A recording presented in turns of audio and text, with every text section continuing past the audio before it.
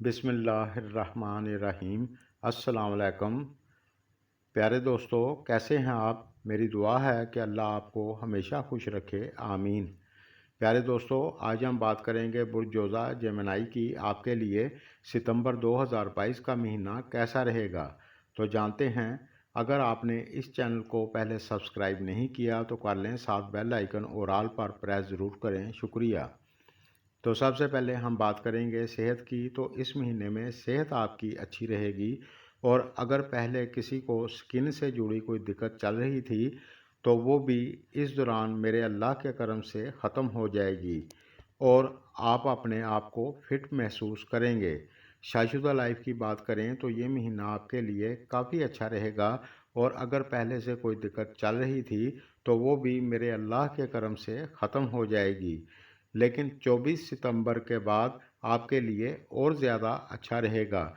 बस आपने छोटी छोटी बातों का बतंगड़ नहीं बनाना, आपको कोई दिक्कत नहीं होगी और आपके पार्टनर को कैरियर में कामयाबी मिल सकती है। तालीम की बात करें तो ये महीना आपके लिए नॉर्मल रहेगा, क्योंकि इस दौरान आपका पढ़ाई में मन नहीं लगेगा, और अगर आप मन लगाकर पढ़ाई करेंगे तो फिर आपके लिए अच्छा है। अब बात करते हैं कैरियर बिजनेस की। तो ज़ोहल स्यारा 8वें घर में वक्री होकर बैठा है, तो मामूली सी दिक्कत हो सकती है, अल्लाह ना करे।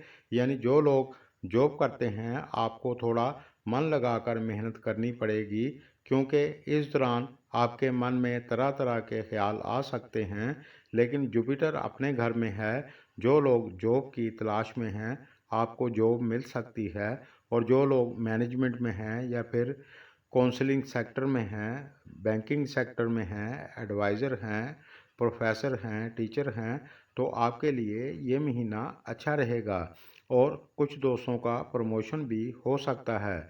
लेकिन काम का प्रेशर थोड़ा ज़्यादा रहेगा, क्योंकि जुपिटर और ज़ोहल दोनों वक्री हैं, और इस महीने में आपको ओवर टाइम भी काम करना पड़ सकता है। बिजनेस व्यापार की बात करें तो जुपिटर अपने घर में है, आपका व्यापार बहुत अच्छा चलेगा। बस आप अपना रवैया दूसरों के साथ अच्छा रखें, आप ज़रूरत से ज़्यादा ना बोलें। कहने का मकसद ये है कि दूसरों के साथ कड़वा नहीं बोलेंगे तो आपको कोई दिक्कत नहीं होगी, और आपका कारोबार भी अच्छा चलेगा, और आने वाले वक्त में क्या करना है इसकी प्लानिंग भी आप इस महीने में करते दिखाई दे रहे हैं।